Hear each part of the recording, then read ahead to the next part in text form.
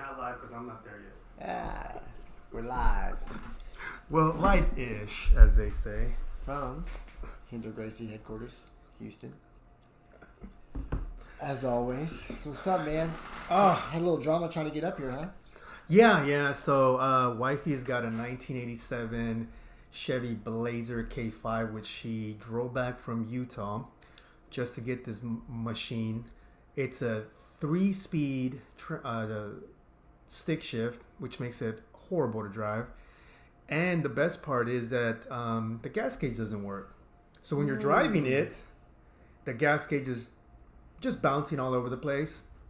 Coming up Highway 6, man, and feeling pretty good. Excited to get here, maybe catch the end of the seminar. Shuts off.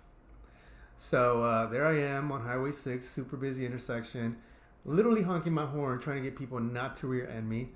And then I get a cop back there that decides to finally kind of help me out a little bit. He was kind of cool, man, but at the same time, it was like he was trying to like strong arm me into getting like one of his tow trucks, and I'm like, nah, homie, I got AAA, man. We paid AAA for a reason. But I guess it's a safety issue, and I honestly, man, he did a great job. I can't even be mad because he did see that I almost got rear-ended twice. Like I was having to hit the horn and wave people around me.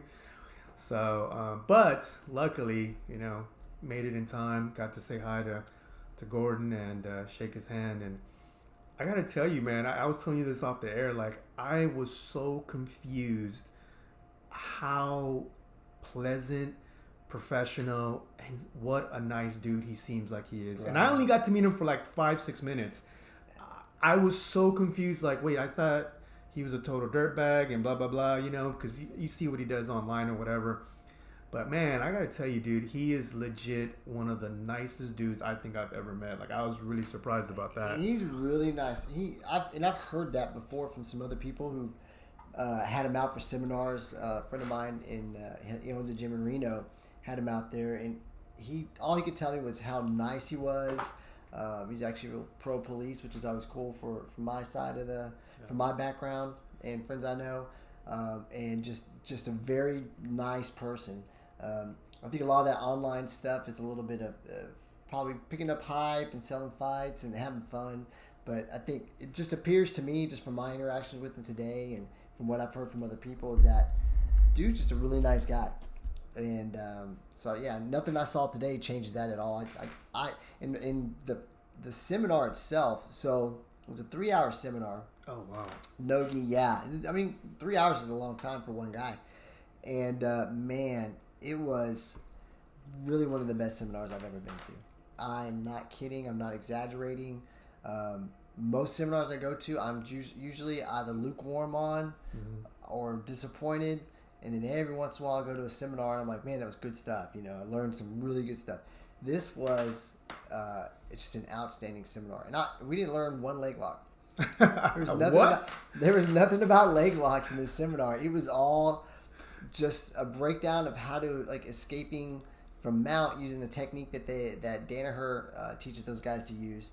And it was incredible. It was like almost 3 hours of that. And it was...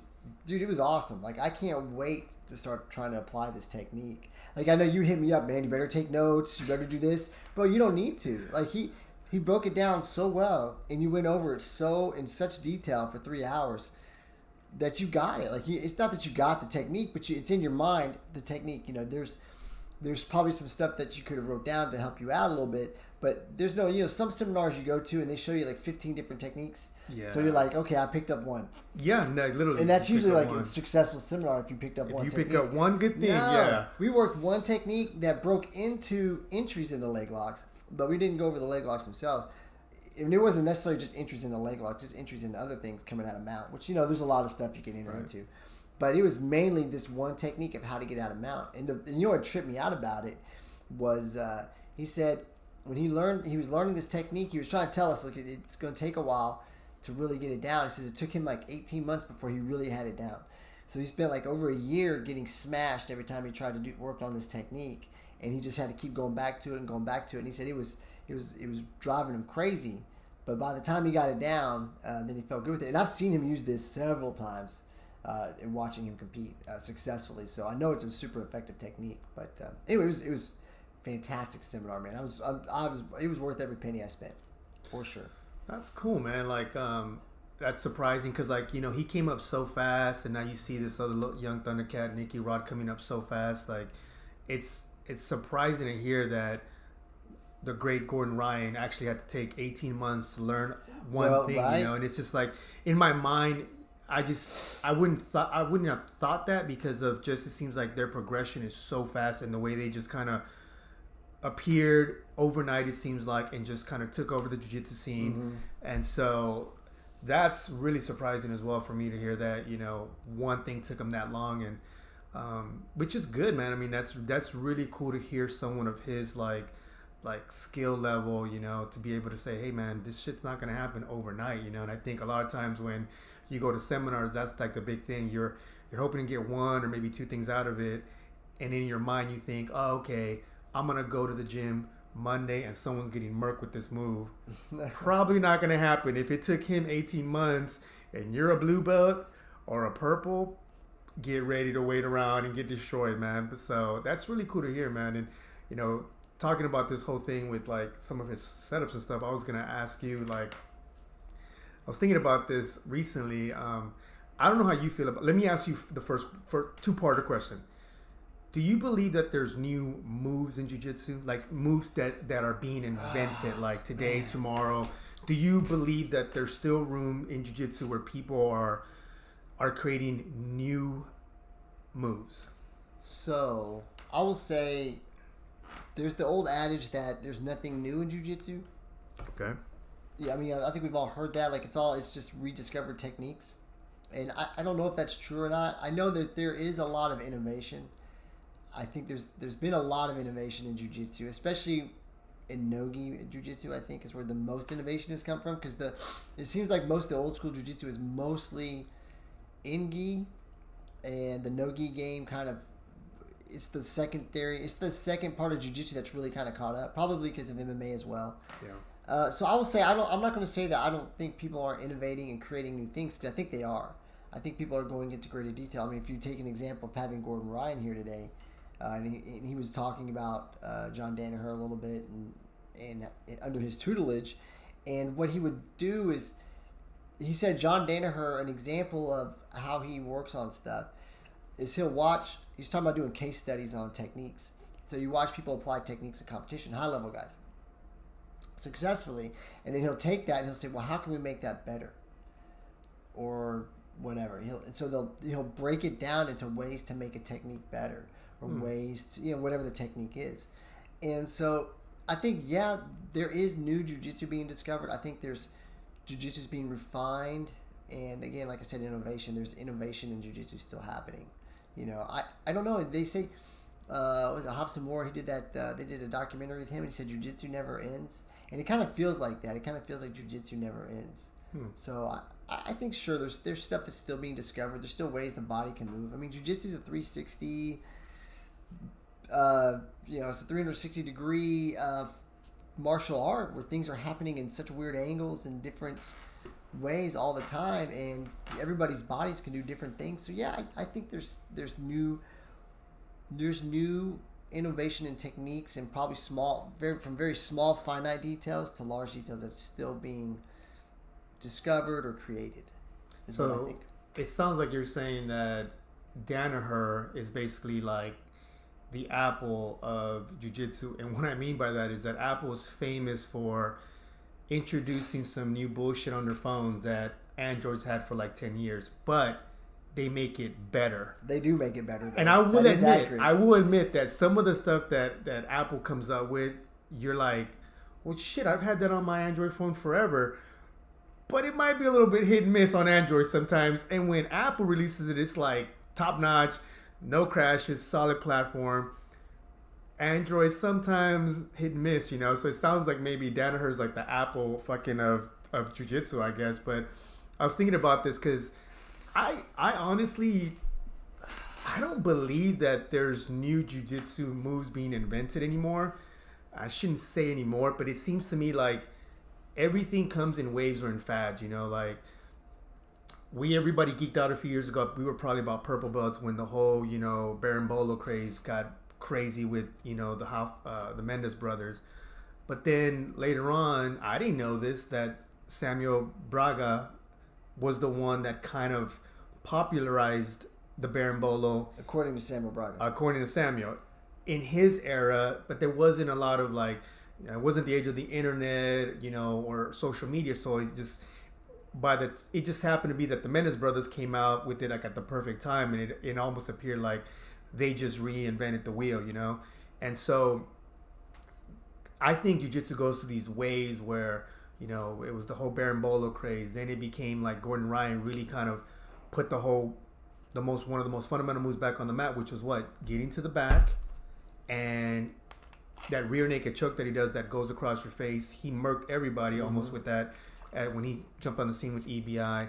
And then the whole leg lock explosion happened right around the same time with why can we never remember his name? His bestie, they came up together. Gary Tonin? Yes. Yeah. Why can't we never remember that dude's name? Speak for yourself. Gary, with the whole leg lock thing and Eddie Cummings, so I don't know that there's new jiu-jitsu moves being invented, but I do agree with you that I feel like there's a constant evolution of old moves that somebody might find and then try to tweak it to a more modern game. Like,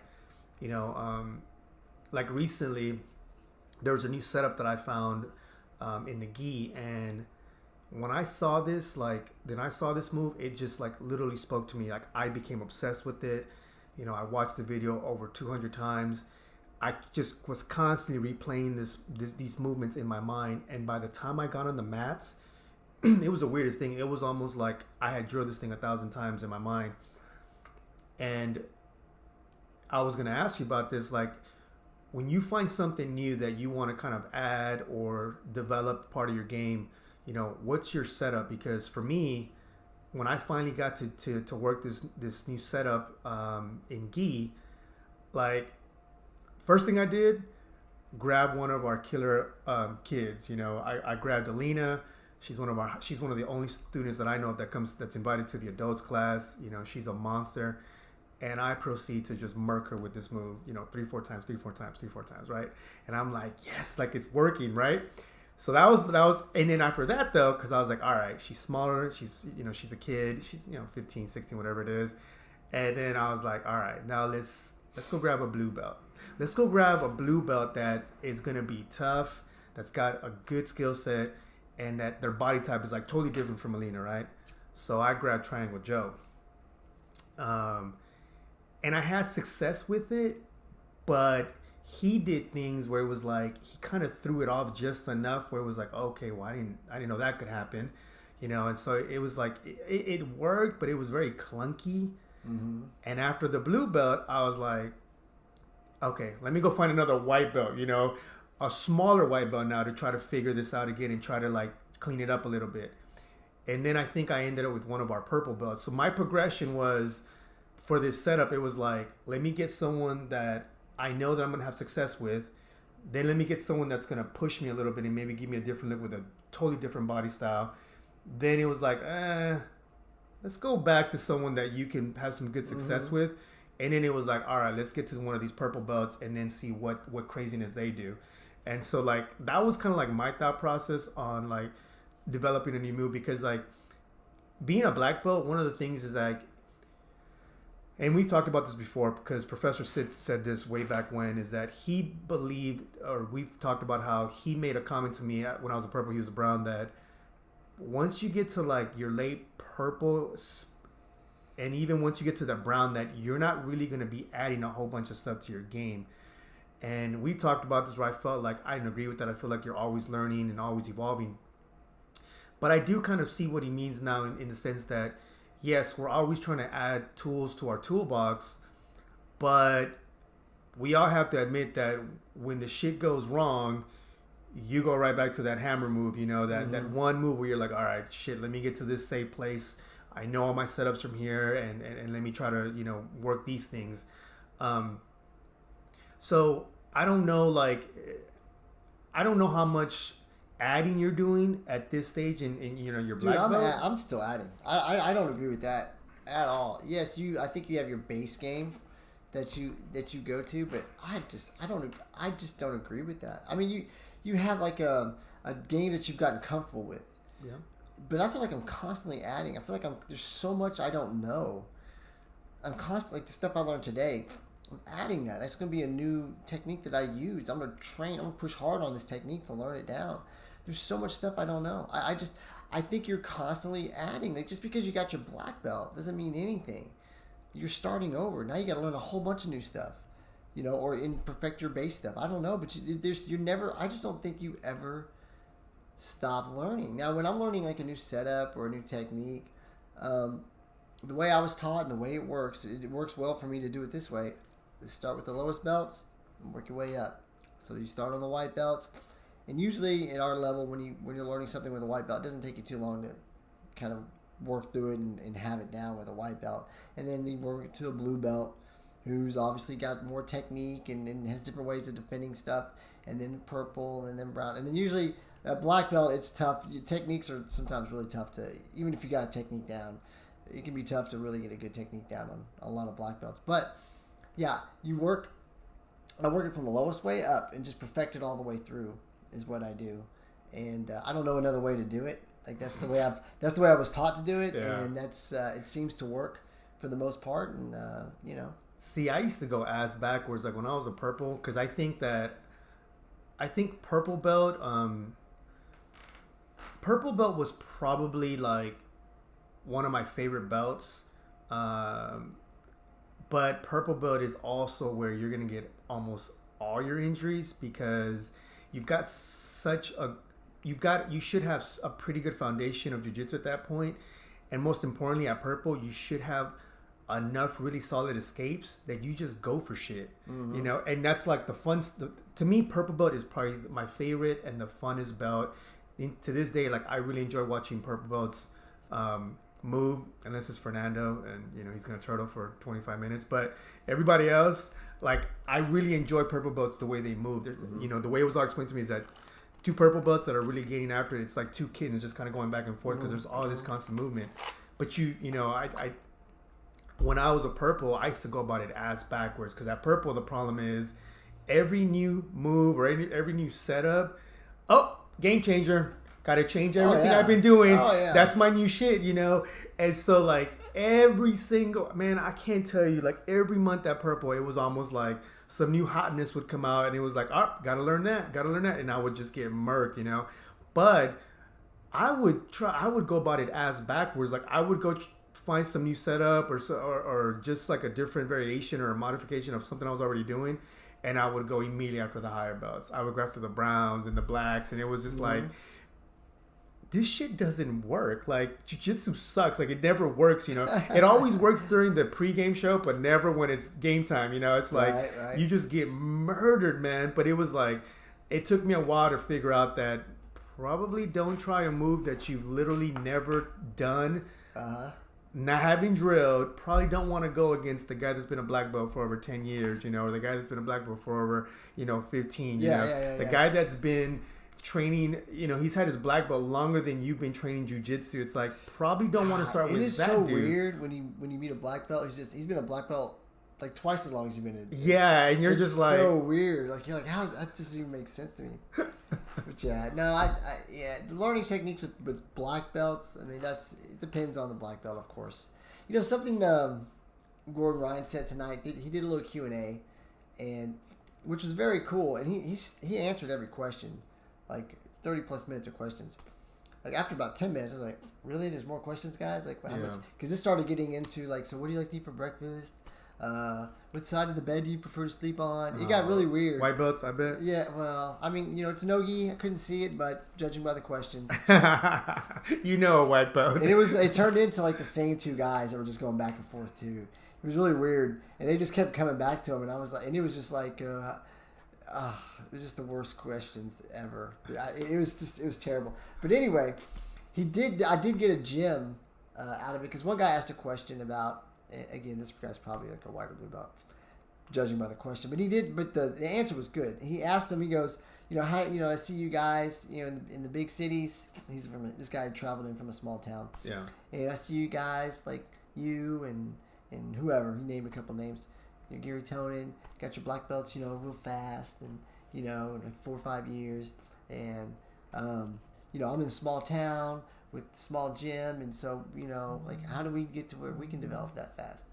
Retarded question, in my opinion, because it's very simple. You have to train a lot, and you have to work hard, and you have to get good training partners, and it just takes time. Because he was like, it's going to take 10 years. I guess to him, 10 years is a long time. It is a long time, but that's just jiu-jitsu, right? But his response, Gordon Ryan's response was beautiful. I loved it. He goes, your goal shouldn't be getting the black belt. Your goal should be to get really good at jiu-jitsu. And I was like, that's exactly correct. You just should be worried about getting really good at jiu-jitsu. He's like, everybody's standards for black belts are different. He's like, the goal should just be to be really good at jiu-jitsu. And I was like, man, it's simple, but it was very wise. You could tell, like, from a lot of his answers and listening to him talk, listening to the way he breaks down techniques.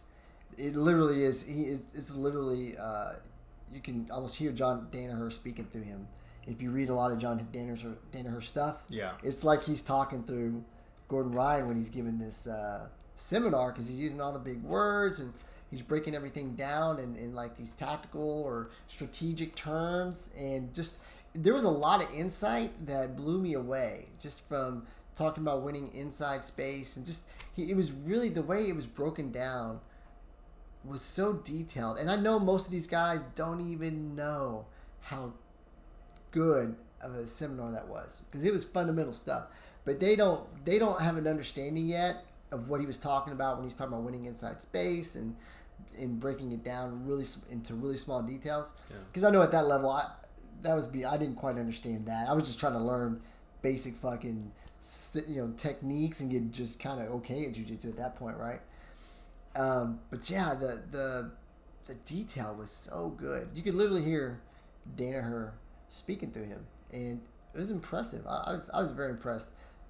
Anyway, going back to that, I just like that answer. Your goal should be to be good at jiu-jitsu, not the black belt.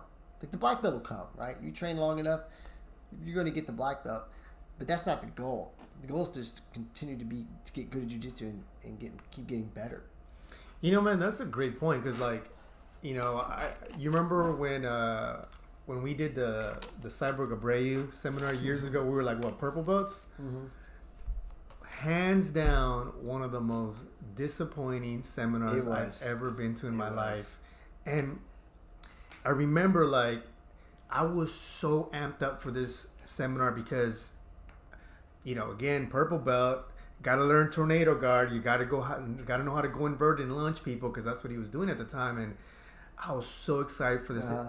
Man, I remember it was like 5 minutes before the end of the seminar, and he makes an announcement about how, I know some of you might have come out here because you were thinking we were going to work the tornado guard, but my friends, tornado guard, one position tornado guard take you, 1 year to learn, just one simple position, and there's so many. And it was just like, and he went on to this whole speech about how you can't really do tornado guard in an hour-long seminar or whatever it was, 2 hours, I don't remember how it was.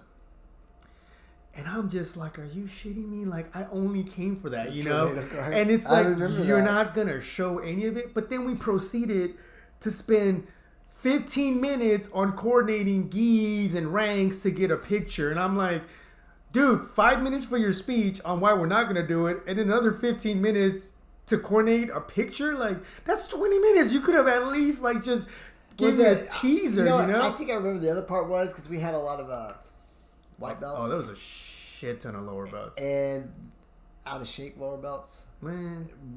Yeah, I mean. And he brought that up. He said it. He didn't say out of shape. He just said it's the position. I don't think a lot of you guys are going to be able to. But because I remember your response was like, well, tough on them. I came here to learn yeah. This. It's not my fault that they don't know, that they're not physically capable of doing this technique. But I did pick up a couple things from that seminar that I still use. There was some good stuff in there, but yeah, I remember the wanted to learn that tornado guard. That tornado guard is hard. I have tried and tried and tried. I may have hit that once or twice ever. But here's the thing, bro. 15 minutes on wasted time, I felt like, and then about 2 years ago, he started a YouTube channel.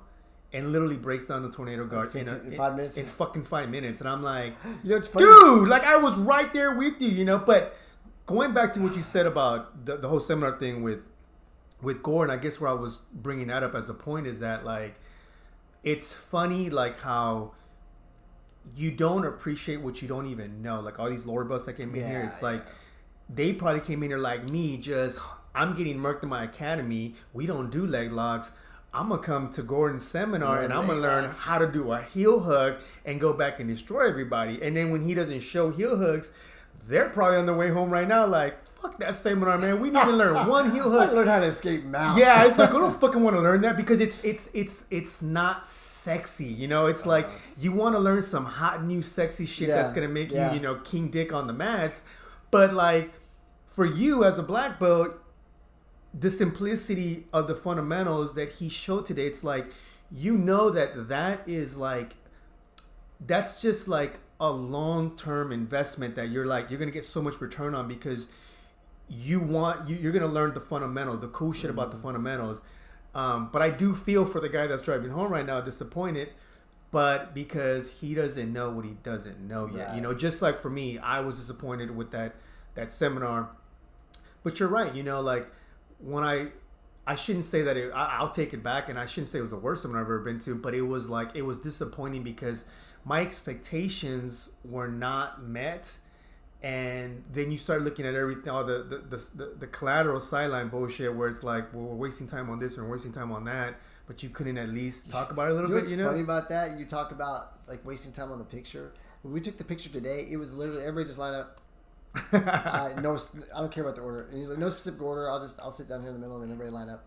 So it was like, no, hey, black belts here, this, that. Yeah. And I was all gone. It was actually nice. It was just everybody lined up. Like, let's just have the first row kneeling and everybody else standing. And that's what we did. We took the picture. It was done. It was like 10 seconds. See? Instead of 15 minutes coordinating geese and the blue over here, the black over here, the white over here, the browns and the black belts here, the purple belts here. Yeah, sometimes like when you go to these seminars, it gets a little bit like, come on, yeah, like can we maybe just spend a little bit more time on maybe a Q&A or maybe another technique? He took a lot of time. Like it was he did a solid 3 hours on technique on teaching. And then he did a solid 30 plus minutes on. He answered everybody's question. He didn't stop till everybody said until no one else had a question. No matter how retarded the question, and I'm going to tell you, there's some retarded questions, and he was very professional and answered every one of them. And there's a lot of knowledge, man. I was super, and I know I've been saying this whole podcast. I was extremely impressed. He was an impressive seminar. He's an impressive guy. I would go to another one of his. Even if it was learning this again, I'd go to it just to practice it some more and get some more details. I do want to add one more point. When I was doing the technique, he did come by and say that... you were probably the worst one. No, he literally said... You want to give you a refund? He said... I don't think he said perfect, but he said it was really... He said that was really good. That was really good. So basically, if he's saying really good, that's like perfect.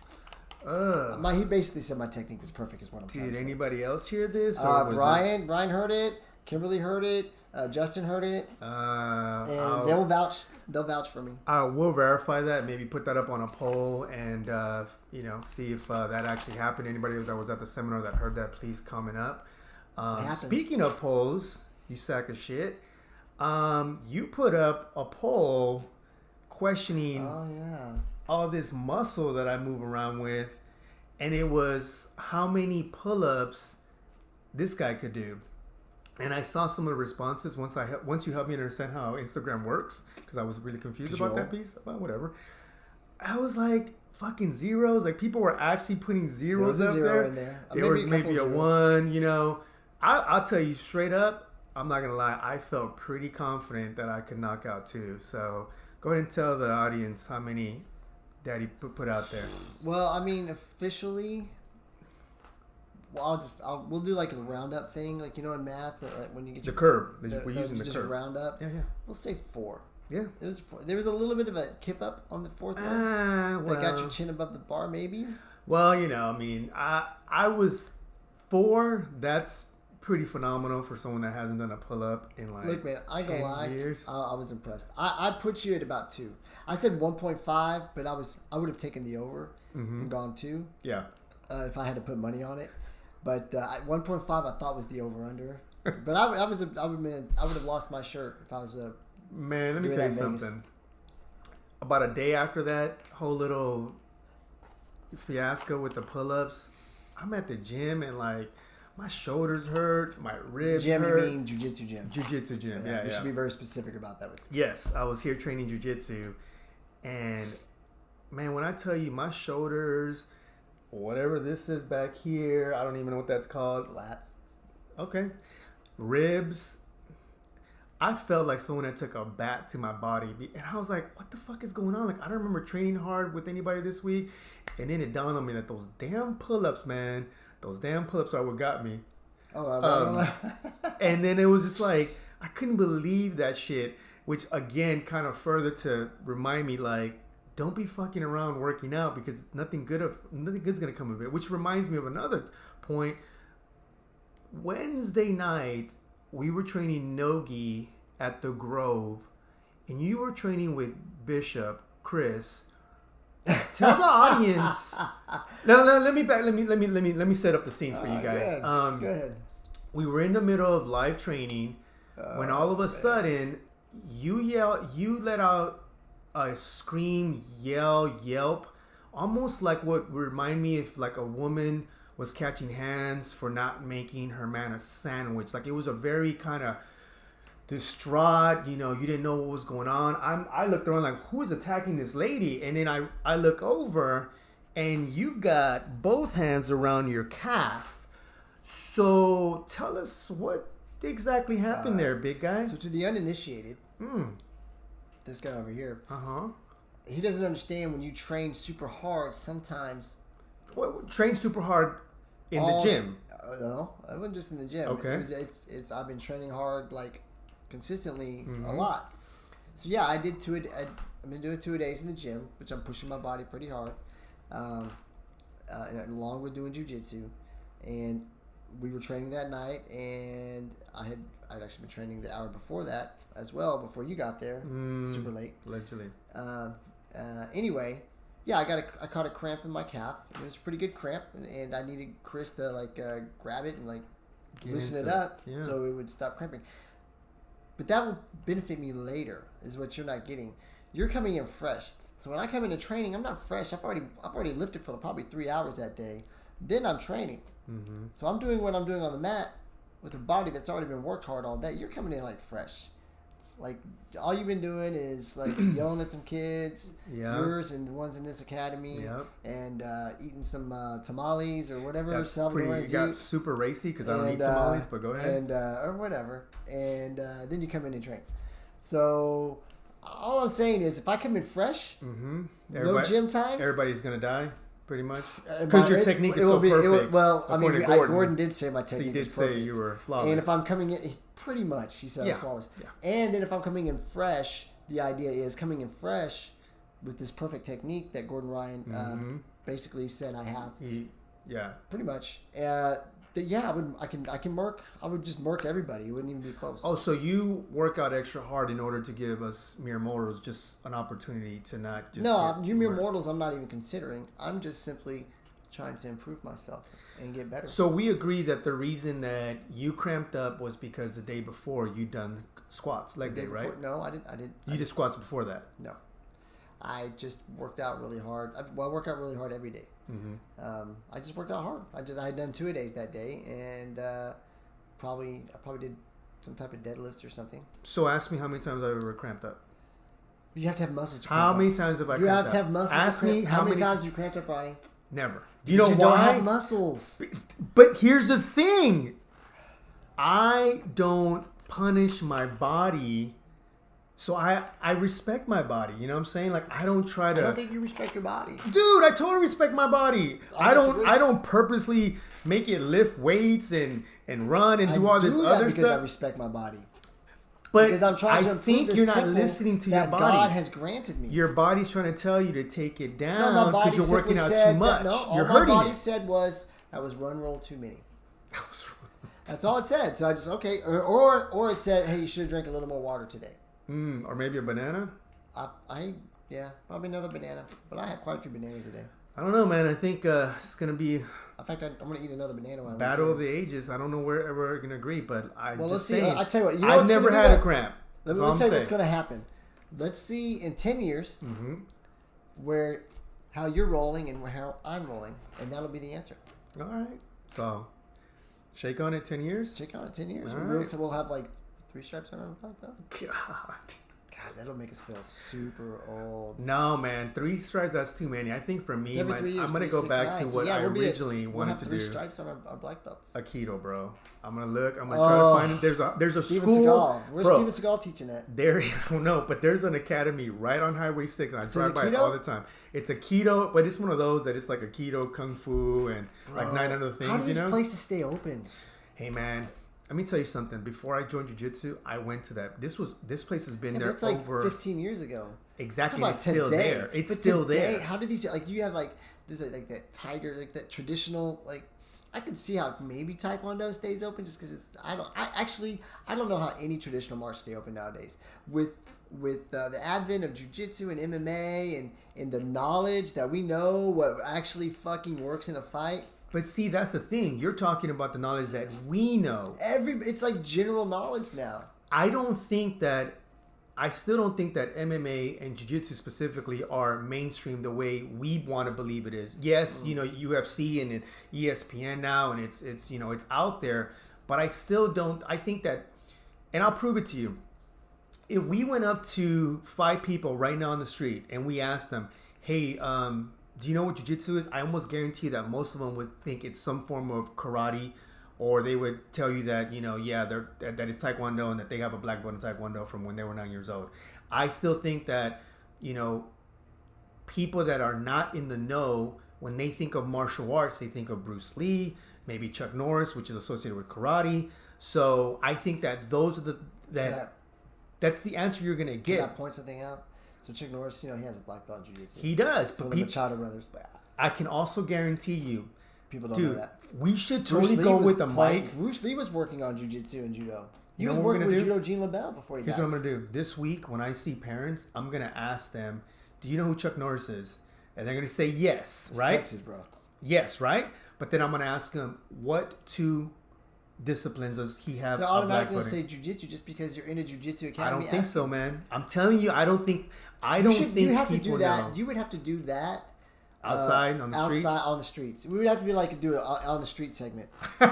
We should do an on the street segment where we ask people if they know what jiu-jitsu is. Do you know? Like we can do the Chuck Norris one. Yeah. And then maybe another. Maybe we should start doing an on the street segment every once in a while. Dude, that would be awesome, man, because I would love to see what people's answers would be when you ask them about jiu-jitsu, what they think martial arts are. When I say martial arts, what's the first thing you think about? That would be a good question right there. What's the first thing you think about when I say martial arts? I guarantee some people will say maybe UFC because they've because it's on ESPN now. But I think most people will think Bruce Lee, they'll think Kung Fu, they'll think maybe Chuck Norris. So now you've got me intrigued. I think we definitely got to take it to the streets. We'll do it man. on the street segment coming up soon. What's that guy's name? He's a wrestler, big guy, white belt, but he's a tough roll because he's big, strong, athletic. Here? Yes. Young guy? Well, he's probably 30 maybe. Andrew. So, I don't know if you noticed, if you remember the other day, my cauliflower ear for the first time ever popped open. Yeah. I've never had, is it this side? Yeah, that's right. I've never had that happen before. Some blood was all coming out. I'm like, what the hell? So what I did was, I said, well, I guess I need some headgear to deal with this. So just in case I don't want to bleed on people, I need to protect it so it can heal. So I ordered some headgear off of Amazon, and it came in. So I came in Thursday night, and we started rolling. So I was like, let me put my headgear on, and I was rolling with Andrew. And first of all, Andrew's a fun roll because he goes hard, he's strong, and he's got good wrestling. So you're in for a tough roll. And we were having a great roll. But what was funny was that I'll never wear headgear again because that headgear halfway through the roll, of course it's with Andrew as well, but halfway through the roll or in 30 seconds into the roll, it's shifting and covering half my face. Yeah. So I'm having like while I'm fighting him, trying to push the headgear back around so I can see and it's not like collapsing on my nose. Dude, it was the worst. That headgear, I couldn't get it off. When we got done, I'm trying to rip it off because I'm mad, so I want to just like rip it off and like chunk it across the room. And I'm like trying, and it's just stuck.